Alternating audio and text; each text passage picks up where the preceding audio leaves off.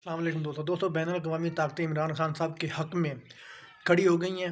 उन्होंने कहा है जी कि मुल्क में स्टेबिलिटी लाएं तो ही हम इस मुल्क को कोई कर्ज़ा देंगे, वरना हम इस मुल्क को कोई कर्ज़ा नहीं देंगे। तो ये बैनुल-अक़वामी ताकतों ने कहा है कि जी जो इमरान खान से जो ज़्यादती हो रही है, पहले उस मामले को हल करें, उसके बाद हम आपके मुल्क के बारे में सोचेंगे, पाकिस्तान के बारे में सोचेंगे, उसके बाद हम सोचेंगे कि आपको कर्ज़ा देना है या नहीं देना। अब परवेज़ इलाही साहब अपने ओहदे पर बहाल हो गए हैं।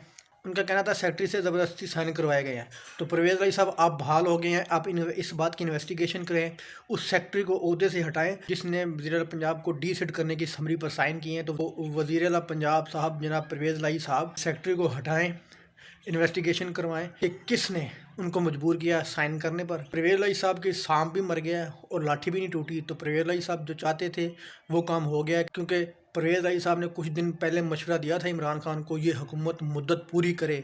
अब हुकूमत मुद्दत पूरी कर रही है, असम्बलियाँ नहीं तहलील हुई। इमरान खान साहब हर सूरत में असम्बली तहलील करके रहेंगे। परवेज़ इलाही साहब पर अब ज़्यादा ज़िम्मेदारी है कि उस सेक्रेटरी की मालूमात करें कि उस सेक्रेटरी को किसने मजबूर किया कि उन्होंने साइन किए। यहाँ पर परवेज़ इलाही की इमरान खान से मोहब्बत नज़र आ जाएगी, इमरान खान से मुखलसी नज़र आएगी कि वो सेक्रेटरी को क्या सज़ा देते हैं। दोस्तों वीडियो अच्छी लगी तो लाइक करना, चैनल को सब्सक्राइब करना। अल्लाह हाफ़िज़।